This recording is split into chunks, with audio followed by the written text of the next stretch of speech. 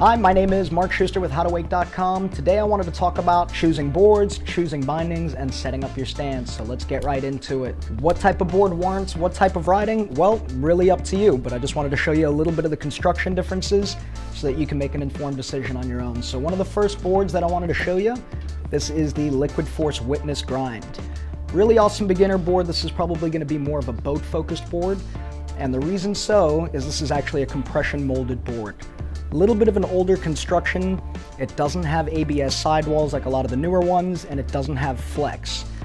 So it'll give you a nice snap off the wake, but using it on the cable, you might not get as much wear out of it just because it's not set up for that. One of the next boards I wanted to touch on here is the Humanoid Niche.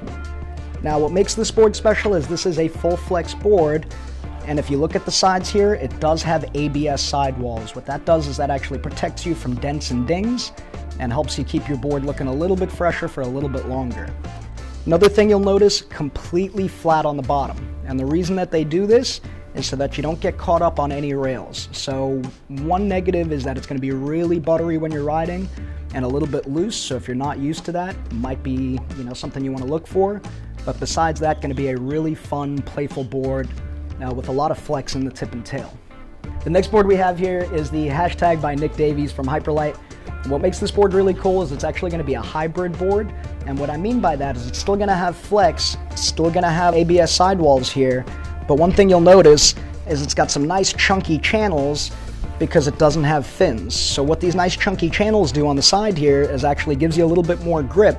So if you're someone that wants to ride a little bit of boat, cable, rails, kind of all around, this is going to be an awesome alternative because you don't have to sacrifice grip or strength in a board to be able to have a really good time. So that is a really awesome pick. And one of the last types of boards I wanted to show you here is the Liquid Force Shane Hybrid. Now the reason they call this the hybrid again is because it's made for boat and cable. It's got the ABS sidewalls, but what you'll notice is not a whole bunch going on as far as the middle of the board is concerned here, but it does have the removable fins should you need them. A lot of people like to have the fins for the little bit of extra grip and stability, and again, once you get sick of them, you can just take them off. So that's really a nice option on that board. And I'm not showing you these boards in any particular order, but the reason that I'm showing you all these different types of boards is to really highlight the differences in construction from a base board, a full flex, a hybrid, and then a different type of hybrid with removable fins. So I figured that should give you a bit of an idea. Really the best bet is to have a buddy ride his board, go to demo days and try them to see what type of board fits your type of riding style. One of the other things that is really important is selecting a binding. Bindings are kind of weird because it really comes down to personal preference. Every binding has a different flex pattern in it. Some have more ankle support, some have less ankle support, and then there's different types of construction. So let me show you a couple of different kinds here. This is the Hyperlite system. What makes this kind of binding unique is that it's got a boot and a binding platform so that if something breaks, you can simply just replace one piece instead of replacing the whole binding. So with these, you've actually got an outer boot to walk back in, and a lot of cable riders really appreciate that. Most of the other companies stuck with a traditional type of binding.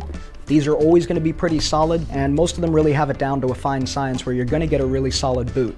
That goes for Liquid Force, Hyperlite, Ronix, pretty much any one of the manufacturers in the game, they're going to make a solid base level boot. If you want to get more intricate, you absolutely can. I would just make sure that you know what you're getting, make sure that you try it before you buy it, make sure it's something that's going to be comfortable for your foot, and most importantly, is going to last through the season. What's really important as well is to make sure that you check with your local boat dealer or local cable park. Make sure that the manufacturer is actually going to have a pair of boots that will fit your board. What I mean is, for example, these are the Liquid Force 4D bindings for 2017. Awesome set of bindings, a lot of people seem to love them. One of the downsides, the mounting points don't interface with all of the new boards. What's really important is making sure that the mounting interface on your boots is going to match whatever board that you get. So now you got yourself a shiny new setup and you're wondering, how do I actually put it together? What stance am I supposed to be at? So that's something I wanted to touch on with you guys as well. To do that, you need to realize that there are two different mounting points on the boards. Now, some of the new boards come with what's called a track system. And if you take a look right here, you can kind of see what that is. It's actually in the board, and it makes it so that you've got a wide range of adjustments that you can make. You can simply slide the boots up and slide it back. Now to do that, you basically just undo these little plugs, slip in the mounting device, and then put your bindings onto it. Some people seem to really like this option, others like the traditional. Is there a difference? Absolutely not. The other type of mounting points that you have are the standard that come on every other type of wakeboard, and those are simply going to be these little inserts that you see here on the board. Now, some people like to move their bindings a little bit further inside, some like to ride a little bit further out. What it really comes down to is personal preference. What I'm going to do is I'm actually going to link a website in the description that'll give you a good idea of what board fits what height. But for the most part, it is personal preference. You're going to find some guys that are real small riding huge boards, and vice versa, some guys that are really tall riding a smaller board. When you set up your board and boots, you want to make sure that it's something that when you actually squat down, you're very level, your shoulders are in width with your knees, and it's level, so when you do a squat, there shouldn't be any pain or funny feelings in your knees.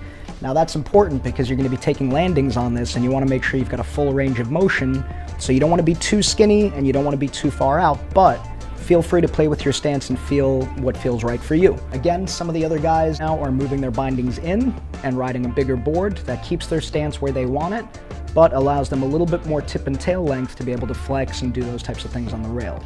The main difference between a lot of these boards, boots, and setups is really going to be how it feels for you. Again, no one can tell you what's right, it's just got to feel right for you, and making sure that it's something that's going to be built to actually help you advance. You don't want to buy a board that has no flex if you know you're going to be riding a lot of cable, because you may want that flex down the line in order to hit the rails and press, or to have a little bit more give when you land, because they do seem to be a little bit more durable. So those are just a few of the things you want to look for, and again, when placing your bindings, just make sure it feels comfortable.